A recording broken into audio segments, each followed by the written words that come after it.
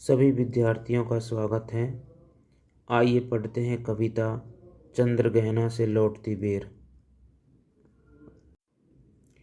देख आया चंद्रगहना, देखता हूँ दृश्य अब मैं। मेंढ पर इस खेत की बैठा अकेला, एक बीते के बराबर ये हरा ठिगना चना। बांधे मुरेठा शीश पर छोटे गुलाबी फूल का, सजकर खड़ा है पास ही मिलकर उगी है। बीच में अलसी हटीली, देह की पतली कमर की है लचीली। नील फूले फूल को सिर पर चढ़ाकर, कह रही है जो छुए यह। दूं हृदय का दान उसको, और सरसों की ना पूछो। हो गई सबसे सयानी, हाथ पीले कर लिए हैं बिहाव मंडप में पधारी। फाग गाता मास फागुन, आ गया है आज जैसे। देखता हूँ मैं स्वयंवर हो रहा, प्रकृति का अनुराग अंचल हिल रहा है। इस विजन में दूर व्यापारिक नगर से, प्रेम की प्रिय भूमि उपजाऊ अधिक है। आइए समझें कविता का अर्थ। कविता पढ़ते हुए यह आप जान गए होंगे कि इसमें प्रकृति का सुंदर चित्रण किया गया है। कवि चंद्रगहना नामक किसी स्थान से लौटा है। लौटते हुए निर्जर खेतों में उसने प्रकृति के मोहक सौंदर्य के अनेक दृश्य देखे हैं और उन्हें अपनी कविता में चित्रित किया है। आइए इसे ठीक से समझने के लिए इस कविता की प्रारंभ की 25 पंक्तियां एक बार फिर से पढ़ लें। कविता के प्रारंभ में पहली ही पंक्ति में कवि मानो सूचना दे रहा है कि मैं चंद्रगहना देख आया। लौटते हुए खेत की मेंढ पर अकेला बैठा हुआ वह खेत और उसके आसपास के दृश्यों को देख रहा है। सबसे पहले उसका ध्यान खेत में उगे हुए चने की ओर जाता है। चने के पौधे का आकार छोटा होता है, यानी कि ठिगना। चने में गुलाबी रंग के फूल आ गए हैं। कवि को लगता है कि यह छोटे से कद का बित्ते भर का चना अपने सिर पर गुलाबी पाग यानी पगड़ी बांधे सजे सवेरे दूल्हे सा खड़ा है। चना और अलसी दोनों एक ही खेत में पास पास खड़े हैं। अलसी का पौधा दुबला पतला और लचीला होता है, इसलिए हवा से हिलता डुलता रहता है। कविता में अलसी के 3 विशेषण दिए हैं। वह हटीली है, वह देह की पतली है और उसकी कमर लचीली है।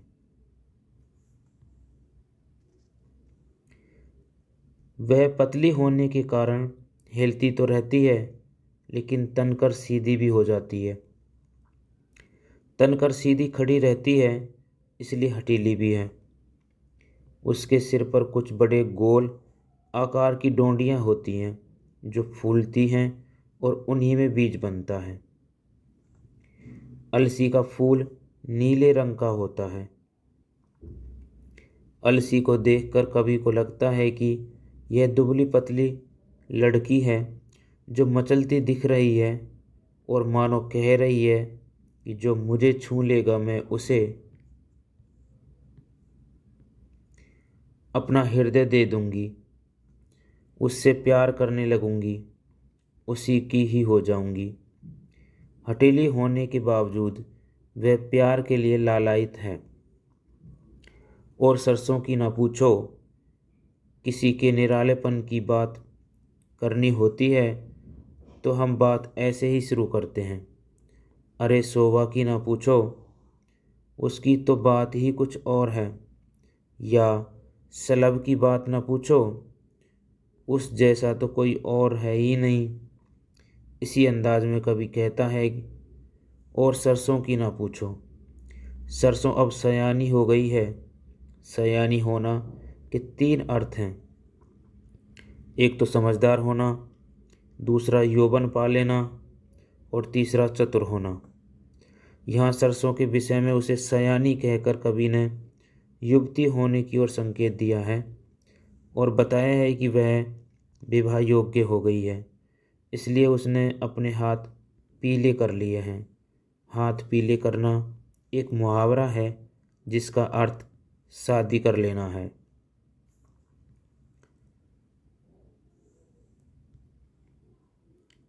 कवि ने सरसों के प्रसंग में ही हाथ पीले करना का प्रयोग किया, क्योंकि सरसों जब फूलती है तो पूरा खेत ही पीला हो जाता है। तो पीली सरसों ब्याह के मंडप में पधार चुकी है। वहाँ गुलाबी साफा बांधे चना पहले से ही बैठा है। विवाह की हलचल में फागुन का महीना कैसे चुप रहता। वह फाग गाता हुआ आ पहुँचा। फाग का गाना, चने का सजना, सरसों का हाथ पीले करना, इन सब में एक दूसरे का हो जाने की ललक है।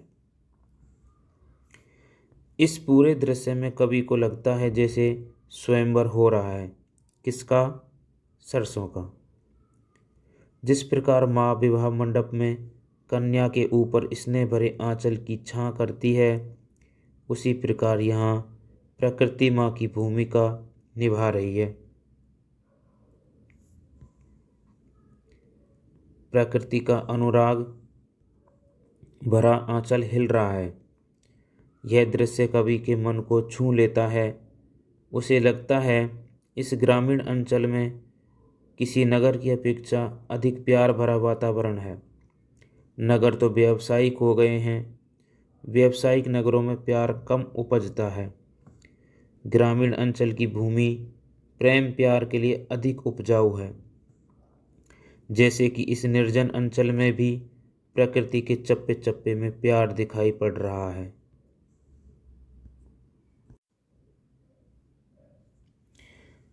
क्या आपने इस बात पर ध्यान दिया कि अलसी, सरसों आदि वनस्पतियां हैं, परंतु कवि ने उन्हें मनुष्य जैसी क्रियाएं करते दिखाया है। चना पगड़ी बांधे खड़ा है। पतली कमर वाली अलसी कह रही है, मुझे छुओ तो हृदय का दान दे दूं। सरसों ब्याह मंडप में हाथ पीले किए बैठी है। फागुन फाग गा रहा है।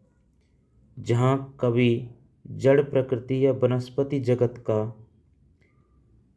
चेतन मनुष्य जैसा व्यवहार करते दिखाता है, तो उसे मानवीकरण अलंकार कहते हैं। मानवीकरण से कविता में सुंदरता आ जाती है। इसे ही मानवीकरण अलंकार भी कहते हैं। यहाँ मानवीकरण के अतिरिक्त एक और सुंदर विधान है। इसे पूरे प्रकरण में एक विवाह के मंडप का रूपक है। विवाह के शुभ अवसर पर दूल्हा और उसके परिवार के पुरुष सदस्य गुलाबी पगड़ी बांधते हैं। लड़कियां सज संवर कर फूल लेकर अगवानी और छेड़छाड़ करती हैं। कन्या विवाह मंडप में लाई जाती है और रात भर लोकगीत गाए जाते हैं। आइए पहले कविता की शेष पंक्तियों को एक बार फिर से पढ़ लेते हैं। और पैरों के तले है एक पोखर, उठ रही इसमें लहरियाँ, नील तल में तो उगी है घास भूरी, ले रही वह भी लहरियाँ। एक चांदी का बड़ा सा गोल खंबा, आँख को है चकमकाता, है कई पत्थर किनारे, पी रहे चुपचाप पानी, प्यास जाने कब बुझेगी। चुप खड़ा बगुला डुबाए टांग जल में, देखते ही मीन चंचल ध्यान निद्रा त्यागता है। चट दबा कर चोंच में नीचे गले के डालता है। एक काले माथ वाली चतुर चिड़िया, श्वेत पंखों के छपाटे मार फौरन, टूट पड़ती है भरे जल के हृदय पर। एक उजली चटुल मछली चोंच पीली में दबाकर दूर उड़ती है गगन में।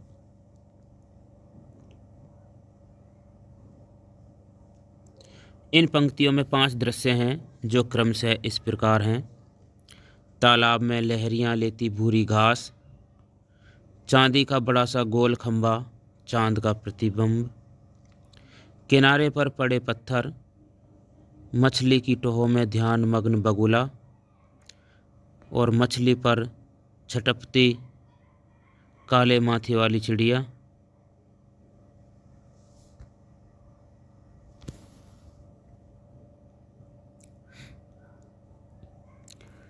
कवि को नीचे एक तालाब दिखाई पड़ता है जिसमें छोटी छोटी लहरियाँ उठ रही हैं। पोखर का तल नीला है पर उसमें भूरे रंग की कुछ घास भी उगी है और तालाब की लहरों में वह भी डोल रही है। सांझ होने को आई है और तालाब की सतह पर चांद का प्रतिबिंब चमक रहा है। उसकी चमक आँखों को चौंधिया देती है। चांद के बारे में कवि की कल्पना देखिए, एक चांदी का बड़ा सा गोल खंभा। चांद के लिए चांदी का बड़ा सा गोल खंभा कहना ठीक है, परंतु क्या आप बता सकते हैं कि चांद कवि को खंभा क्यों प्रतीत हुआ? जी हाँ, किसी तालाब या पोखर के हिलते जल में चांद का प्रतिबिंब उसकी गहराई का भी बोध कराता है, जबकि शांत जल में वह एक गोला सा ही लगता है। लहरों वाले तालाब में किनारों के फिसलने से उसमें लंबाई प्रतीत होती है, इसलिए कवि को लगता है चांदी का बड़ा सा गोल खंभा। इसे ही कहते हैं कवि की सूक्ष्म दृष्टि और कल्पना। आइए अब देखें कि इस कविता की अगली 3 पंक्तियों में कवि ने क्या कहना चाहा है। क्या आप कभी तालाब के किनारे घूमने गए हैं? आपने ध्यान दिया होगा तालाब के किनारे अनेक पत्थर भी होते हैं। कवि का ध्यान भी उन पत्थरों की ओर जाता है।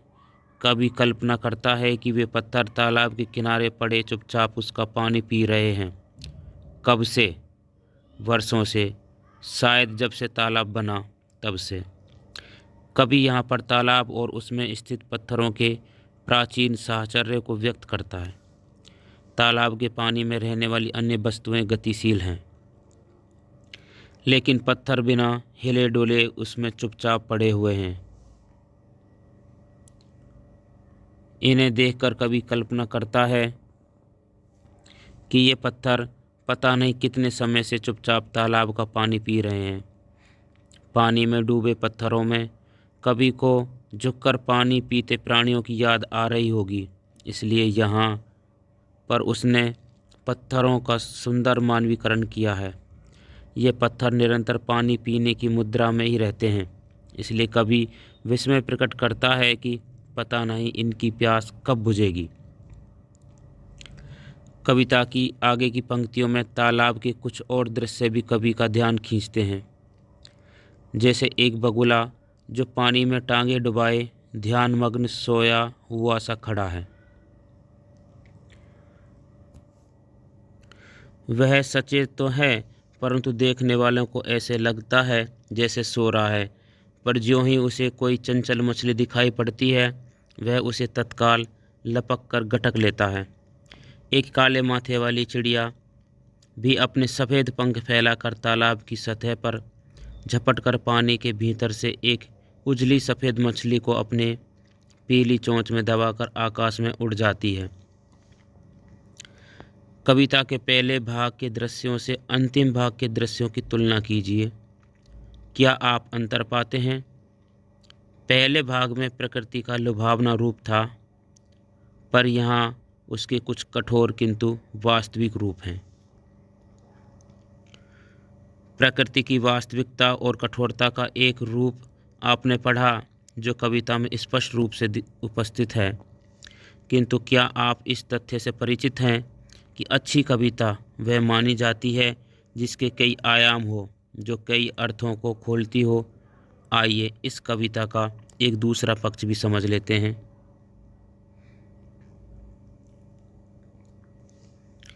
बगुला समाज के ढोंगी लोगों का प्रतीक है जो दिखावा कुछ करते हैं और उनका आचरण कुछ और ही होता है, इसलिए कहावत भी है बगुला भगत।